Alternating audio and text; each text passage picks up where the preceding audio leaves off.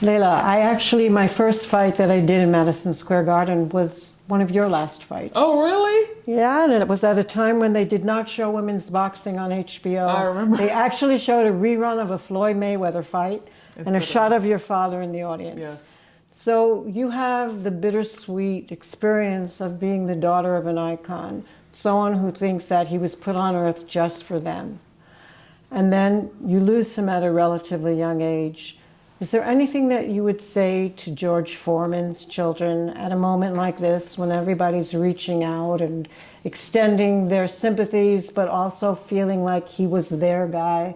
What would you say to those children? Well, what I have said is, you just have to really protect your peace, right? Because it's hard enough to lose a loved one. But when you lose someone publicly, you have this big responsibility of answering all these questions and taking care of so many other people's needs. You don't even get a chance to mourn, right? So you're not even to the process yet because you're kind of keeping yourself busy, and it kind of helps get through it. But you just have to kind of protect your peace, meditate, whatever that is for you, go to a quiet place. You know what I mean? And always remember, and what I remembered is that my father is in a better place. He's happy, he's free again.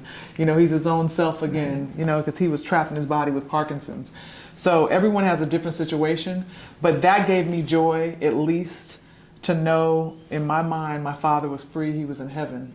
We had to stay and deal with, of course, leaving him being gone in the world, but this too shall pass. And that saying is something that,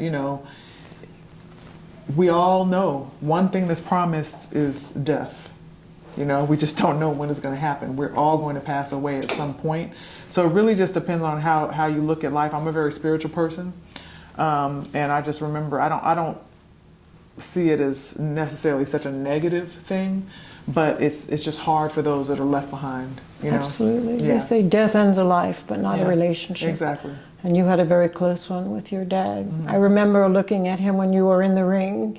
There was amazement and joy and fear all at the same time. But it was so crazy you mentioned when I fought Shelly Burton at the Garden, you said, and they didn't show the fight. It was like they said, because they said it wasn't a competitive enough fight. And it wasn't, but what could I do about that? But that's the kind of thing people don't even realize.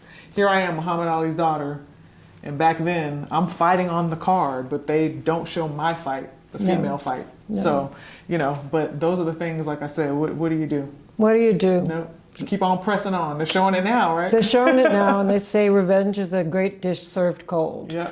So, thank you. Appreciate it. Thank you. Good questions.